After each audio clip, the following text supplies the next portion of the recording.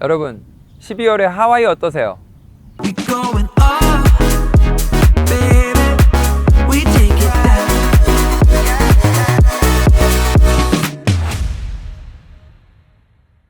어제 이제 호놀룰루 마라톤을 저희가 완주를 했죠. 새벽 5시에 출발을 하다 보니까 코스를 전혀 모르겠더라고요. 그래서 이거를 우리 저희 구독자님들께, 또 앞으로 호놀룰루 마라톤에 참가하고 싶은 굉장히 많은 분들이 계실 것 같은데, 그 코스를 스팟을 좀 뽑아가지고 이야기를 해드리면 좋지 않을까? 이런 생각을 좀 했습니다.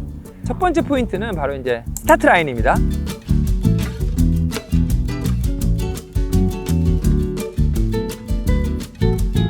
그런데 이제 제가 좀 생각을 해봤어요. 왜 알라모아나 리저널 파크에 이 29,000명 정도 되는 굉장히 많은 사람들을 모아가지고 출발을 시킬까? 저의 첫 번째 합리적인 추론은 바로 이 알라모아나 리저널 파크 바로 길 건너편에 지금 제 등 뒤로 보이는 곳이 바로 알라모아나 쇼핑센터예요.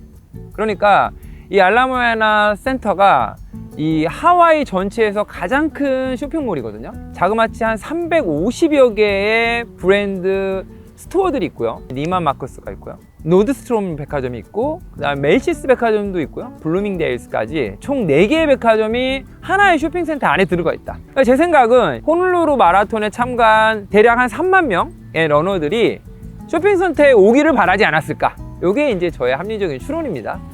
오시면 우리 이제 러너로서 꼭 한번 들러보셨으면 하는 브랜드가 있어요. 그게 2007년에 LA에서 시작한 요가 브랜드, 알로 요가라는 브랜드가 있습니다.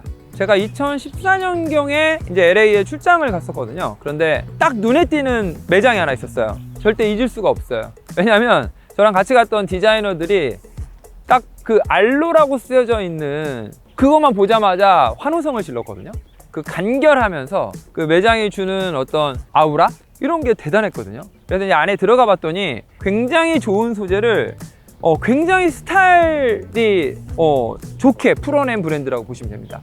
최근에는 이제 뭐 켄달 제너 같은 인플루언서들이 운동할 때 입고 나와서 우리나라 인플루언서들이 그걸 해외에서 직구해가지고 많이들 입고 다니죠. 그런데 여러분들 이제 호놀룰루 마라톤으로 오시면 바로 이 스타트 포인트인 알라모아나 리저널 파크 바로 건너편에 지금 저 멀리 보이는 게 그 센터 안에 알로 요가가 입점되어 있다. 이 알로 요가는 단순히 제품, 그러니까 어페럴 브랜드이긴 하거든요. 근데 요가 웨어만 파는 게 아니라 이게 1층에는 제품들이 있었고요. 2층에 딱 스튜디오가 있었어요. 요가 스튜디오. 마음을 막 안정시켜 줄 수 있는 그런 공간에서 실제 요가 인스트럭터들이 제품을 판매하고, 요가를 하는 분들이 오셔서 제품을 소비하면서 거기서 요가도 하고, 어떤 브랜드의 진수를 보여주는 그런 매장을 운영하고 있더라고요. 그래서 제가 너무 인상이 깊었고, 여러분 꼭 오시면은 알로 요가 같은 브랜드는 보셔야 돼요. 아셨죠?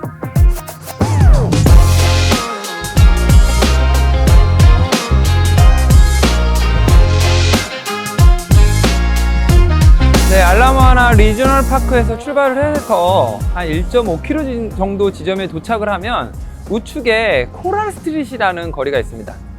왜냐면 달릴 때는 아무것도 안 보이죠, 사실은 깜깜하니까. 그런데 코랄 스트릿으로 한 50m 정도만 들어오면 우측에 보이는 것처럼 이렇게 그래피티 월들이 눈부시게 펼쳐져 있어요. 여기가 바로 카카아코 아트 디스트릭트라는 지역입니다. 여기는 이제 벽화 거리로도 유명하죠.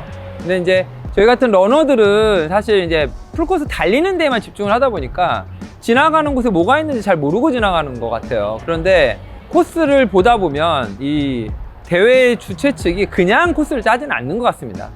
그러면 누가 이런 카카아코 아트 디스트리트를 만들었을까? 파우와우 글로벌 아티스트 페스티벌 이라는 것이 있습니다. 그래서 홍콩에서 시작했던 아주 그래피티 아티스트들이 주축이 돼서 어떤 뮤지션들도 있고요. 같이 해서 아주 자생적으로 만들어진 그래피티 페스티벌이라고 보시면 되는데, 여기 카카아코 아트 디스트리트는요, 여기 보시면 아시겠지만 이제 어떤 주차장이거나 아니면 어떤 공장이나 이런 거로 쓰이는 아주 층고가 굉장히 높은 벽이 쭉 이어져 있는 이런 공간이에요. 그래서 이런 공간들은 그래피티 아티스트들이 굉장히 선호하는 공간이죠. 각각의 아티스트들이 일정 구획을 나눠서 그 구간 안에서 작업을 하는 거죠. 그 작업으로 인해서 지금 보시는 것처럼 한 블럭이 다시 되살아났다고도 볼 수 있습니다. 앞으로 호놀룰루 마라톤을 오시게 되면 반드시 이 1.5km 지점 코랄 스트리트로 이어지는 이곳으로 들어오시면 카카오쿠 아티스트를 만나볼 수 있습니다. Let your spirit rise.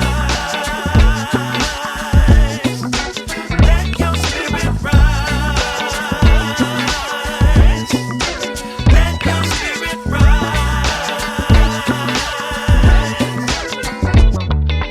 2km에서 3km 정도 중간 지점에 왔을 때요. 이제 달리면서 보니까 좌측에 야간 조명이 켜져 있는 높은 타워가 보였거든요.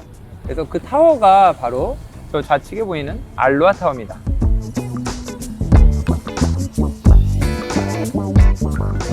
네, 저 알로하 타워는요, 이제 10층 높이에 1926년 9월에 준공이 된 등대 역할을 하던 타워예요. 과거에 비행기로 접근하기 어려웠던 시기에는 다 배로만 들어왔거든요. 그럴 때 호놀루루에 온 배들에 정박할 수 있는 항구가 바로 이 높은 알로하 타워가 있는 이 항구입니다. 최근에도 저렇게 보시면 어마어마한 교회 유람선이 정박할 수 있는 아주 거대한 항구가 되어져 있고요. 40년간 하와이에서 가장 높은 건물로서 명명을 유지하다가 이제 최근에는 하와이 퍼시픽 유니버시티의 학생들의 기숙사 또는 어떤 회의실, 또 문화공간 그런 걸로 지금 사용되고 있는 그런 지역이기도 합니다.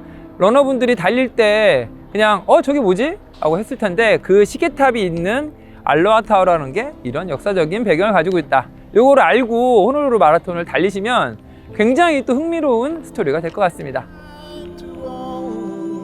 The space unravels when you let go. What's yours in mine? That energy goes today. The feather in the fire will blow it home your way. Moon mother, open your arms. Moon mother. 네, 3.5km 지점에 오면요, 우측에는 카메하메하 1세의 동상이 있습니다. 그리고 좌측에는 이올라니 팰리스를 저희가 지나가게 돼요. 이 하와이를 이해하는 데 있어서 가장 중요한 어떤 포인트를 지나간다고 보셔야 될 것 같습니다. 저희가 알고 있는 이제 현재 하와이는 이제 미국의 50번째 주죠. 그리고 지금 호놀루루가 있는 건 이제 세 번째로 큰 섬인 오아후 섬에 저희가 지금 있습니다.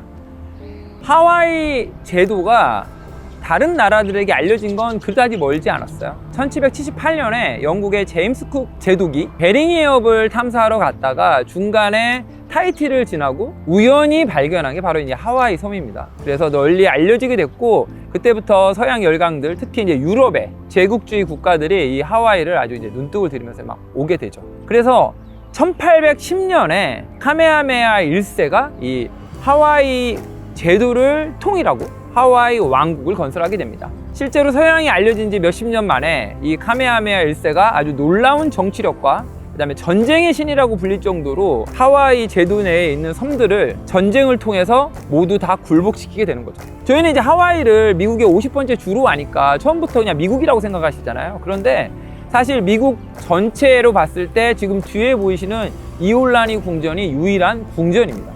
왕이 살았던 곳이죠. 하와이 왕국을 건설한 이후로 이제 굉장히 많은 서양 열강들이 오게 되고 하와이 왕국의 이 왕조가 아주 급격한 근대화를 추진하려고 합니다. 어디서 많이 듣던 스토리죠. 조선 말기와 굉장히 유사한 상황이었던 것 같아요. 여기에서 몇 가지 아주 무리수를 두게 되죠. 첫 번째가 가장 가까운 이 미국인들의 이민을 허락하게 되죠. 그러면서 미국의 선교사들이 하와이로 이주를 하게 되고요. 선교사들의 2세들이 우리가 알고 있는 하와이의 플랜테이션 농장을 운영하게 됩니다. 그런데 1778년도에 대략 한 16만 명이었던 이 하와이 원주민들의 인구가 1880년대가 됐을 때는 단 100년 동안 해외에서 왔던 이런 어떤 서구 열강들의 전염병, 통일을 위해서 했던 전쟁들, 이로 인해서 인구가 5만 명대로 떨어지게 돼요. 그러니까 수많은 노동력이 있어야 플랜테이션 농장에서 사탕수수를 기를 수가 있고 파인애플을 키울 수가 있는데 인력이 부족하게 되니까 결국 1885년에는 하와이가 일본과 이민조약을 체결하게 됩니다. 쿨리라고 부르는 중국과 일본의 저임금 노동자들을 하와이로 이민을 시켜요. 그래서 그 노동력을 누가 이용하냐면 바로 이주를 한 미국 백인들의 플랜테이션 농장주가 하게 되는 거죠.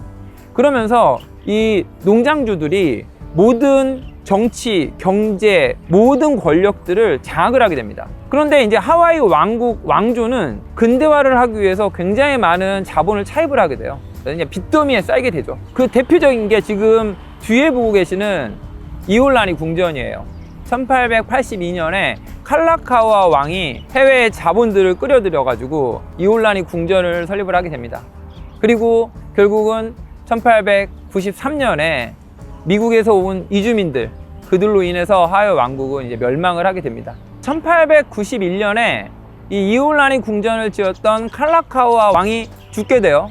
그러면서 여동생인 릴리우오 칼라니 여왕이 그 왕위를 승계를 받게 됩니다. 이제 미국인들이 가지고 있는 이 권력층과 부딪히게 돼요. 아주 정면으로 충돌을 하게 됩니다. 어떤 릴리우오 칼라니 여왕이 어떤 일을 벌이냐면 이 플랜테이션 농장이 있는 그 농장을 국유화하려고 선언을 하게 됩니다. 강력한 저항을 하게 되는데 1893년에 결국은 하와이에 주재하고 있었던 미국 대사에게 미국인의 안전과 생명을 보호해달라고 요청을 하게 됩니다. 마침 이 하와이에 주둔하고 있었던 미군의 순양함의 해병대를 콜을 하게 되죠. 그래서 163명의 미국의 해병대가 바로 그 즉시 뒤에 보이는 이올라니 팰리스로 진격하게 되고 팰리스에 머무르고 있었던 릴리우 칼라니 여왕을 폐위시키게 됩니다. 그러면서 1893년에 한 200년 만의 역사만으로 이제 하와이 왕국은 멸망을 하게 되죠. 태평양 전쟁이 끝난 이후에는 이제 50번째 미국의 주가 됩니다. 그 이후에는 사실 이 하와이 언어를 쓰지 못하게 했어요. 그리고 홀라춤도 그 당시에는 이제 음란하다면서 금지를 시켰었습니다. 그래서 모든 문화를 말살하려고 했던 거죠. 지금은 지상 낙원으로 불리죠. 파라다이스. 그리고 우리가 이렇게 마음껏 즐길 수 있는 이 하와이가 됐지만 사실 이 뒤에는 그 슬픈 역사를 이 하와이인들이 가지고 있습니다. 그리고 오늘 보여드리는 이 뒤에 이올라니 팰리스는 이런 하와이인들의 슬픈 역사를 그대로 가지고 있는 건물이라고 보시면 됩니다. 왜 풀코스를 달릴 때 3.5km 지점에 우측에는 카메하메하 1세의 아주 화려했던 하와이 왕국을 통일시킨 왕의 동상과 좌측에는 이올라니 팰리스의 마지막 여왕이 살던 궁전을 보여주는지 그 의미에 대해서 한 번 더 생각해 보실 수 있을 것 같아요. 호놀룰루 마라톤을 오시게 되면 3.5km 지점에 있는 이올라니 팰리스와 카메하메하 1세의 동상을 보실 때 제가 말씀드렸던 스토리를 상기하시고 즐겁게 달려주시기 바랍니다. Next to you, where we'll keep on turning to. But if I am next to you, I do not care.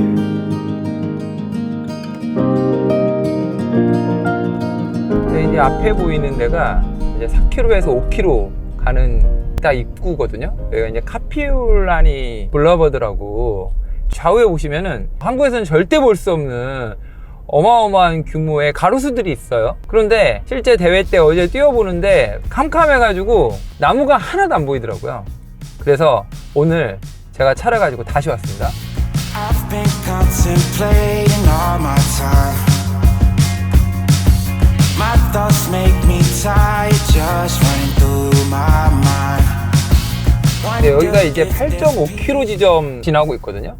뛸 때 아마 여기는 좀 보셨을 수도 있어요. 왜냐면 좌우에 뭐 구찌부터 각종 이 럭셔리 브랜드들 또 해외에 우리가 알고 있는 많은 패션 브랜드들의 플래그십 스토어가 질비하게 되어 있는 칼라카우아 애비뉴입니다. 와이키키 비치 바로 뒤편에 형성되어 있는 하와이를 대표하는 쇼핑 스트릿이에요. 제가 굉장히 많은 나라들을 해외 출장을 가보고 돌아봤지만 이렇게 전 세계의 모든 브랜드들이 이렇게 모여있는 쇼핑 스트릿이 이렇게 길게 대략 한 1.5km 정도 이렇게 펼쳐져 있거든요.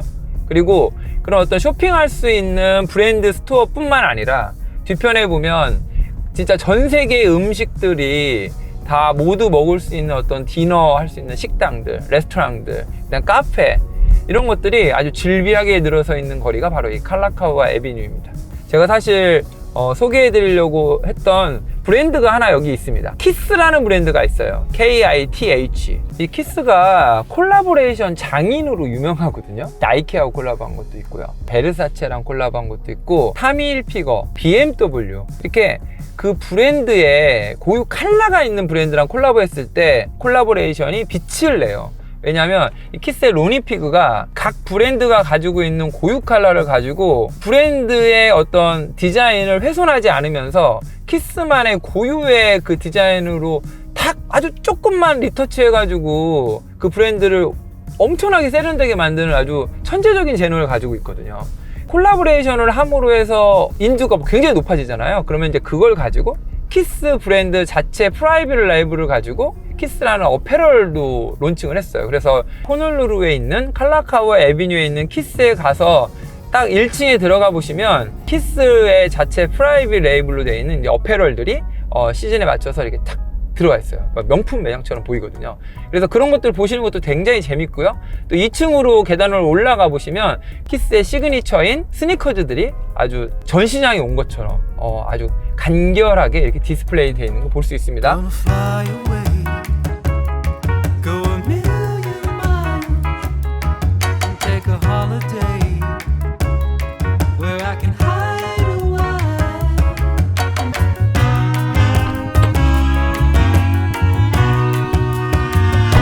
네, 칼라카우아 애비뉴에서 조금만 더 오면 이 카피올라니 공원이라는 곳이 나옵니다. 이 카피올라니 공원에 피니시 라인이 있어요. 그래서 모두 다 와보셨을 거예요. 완주를 했다면. 와서 보시면 이 카피올라니 공원의 매력에 아마 퐁당 빠지게 되실 거예요. 카피올라니 공원이 하와이에서 제일 큰 공원이라고 하거든요. 아마 가장 큰 공원이니까 여기에 피니시 라인을 만들었겠죠. 그리고 다이아몬드 헤드로 올라가기 전에 이 카피올라니 공원의 좌측으로 해가지고 돌아서 약간의 어필로 올라가고요. 그리고 난 다음에 이제 다이아몬드 헤드 로드로 해가지고 다이아몬드 헤드 쪽으로 이제 오르막이 시작되는 구간이 또 이 카피올라니 공원입니다. 정말 푸르른 잔디밭이 깔려 있고요. 피니시 라인 오실 때는 이런 전경이 전혀 보이질 않아요. 왜냐하면 정신이 없잖아요. 42.19까지 올 때 이 카피올라니 공원이 눈에 들어올 가능성은 제가 볼 땐 제로에 가깝다. 꼭 오시면 완주를 하시고 내가 피니시 라인을 통과했던 그 공원이 카피올라니 공원이구나. 완주한 다음날 리커버리로 이 카피올라니 공원 3km 둘레길을 한번 쭉 달리기를 한번 추천드리겠습니다. 아, 너무 좋네요.